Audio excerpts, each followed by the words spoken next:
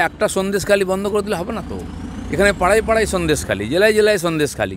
নারী স্বাধীনতা, একজন মহিলা মুখ্যমন্ত্রী হওয়ার পর মহিলাদের এই দুর্দশা হবে, তাদের ইজ্জত নিয়ে ছিনিমিনি খেলা হবে, তাদের ইজ্জতকে 500 টাকায় কিনে নেওয়া হবে, এটা কোনোদিন বাঙালি ভাবতে পারেনি। দেব আর দেবী ছাড়া টিএমসি জিততে পারবে না। দেবকে নিয়ে চলছে, আর একজন দেবীকে খুঁজে পাওয়া যাচ্ছে না। সেখানে আগুন জ্বলছে সন্দেশখালিতে, মহিলারা অত্যাচারিত, দিনের পর দিন ধর্ষিতা। তারা ঝাঁটা লাঠি নিয়ে রাস্তায় দাঁড়িয়ে টিএমসি নেতাদের তাড়া করছে, পুলিশকে তাড়া করছে।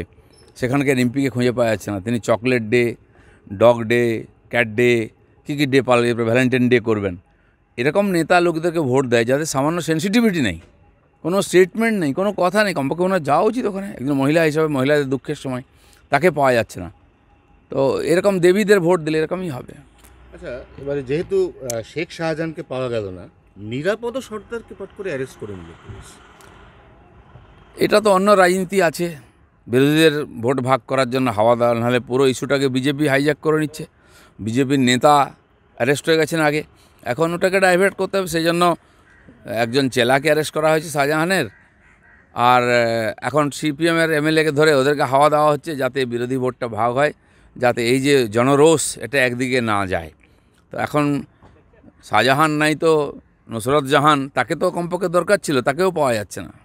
এই অবস্থায় আজকে রাজ্যপাল মহোদয় যাবেন বলেছেন। রাজ্যপালের দায়িত্ব, উনি যাচ্ছেন, সেন্সিটিভ মানুষ, এবং তিনি জানেন এখানে আইন শৃঙ্খলা বলে কিছু নেই, মানুষ অত্যন্ত কষ্টের মধ্যে আছে। এর আগের রাজ্যপালও যেতেন, তাকে কালো পতাকা দেখানো হতো, গোব্যাক বলা হতো। এবারের রাজ্যপালকে যাওয়া হচ্ছে, জানি না যেতে দেওয়া হবে কিনা, কালো পতাকা দেখানো হবে কিনা। অন্য কোনো রাজনৈতিক নেতাকে যেতে দেওয়া হচ্ছে না। আজকে আমাদের পার্টির এমএলএ অভিযান করছেন, জানি না তারা কতদূর যেতে পারবেন। তো সরকার মরিয়া হয়ে বাঁচাবার চেষ্টা করছে, কিন্তু একটা সন্দেশখালি বন্ধ করে দিলে হবে না তো। এখানে পাড়ায় পাড়ায় সন্দেশখালি, জেলায় জেলায় সন্দেশখালি, সব জায়গায়। যারা 500 টাকা দিয়ে মহিলাদের ইজ্জত কিনে নিয়েছে, তারা মহিলাদেরকে যা ইচ্ছা করতে পারে। তাই পাড়ায় পাড়ায় ধর্ষণ চলছে, তুলে নিয়ে গিয়ে দিনের পর দিন পার্টি অফিসে নিয়ে যাচ্ছে, সেটাই হয়ে গেছে মৌমস্তি করার জায়গা। কোথায় যাচ্ছে পশ্চিমবঙ্গ?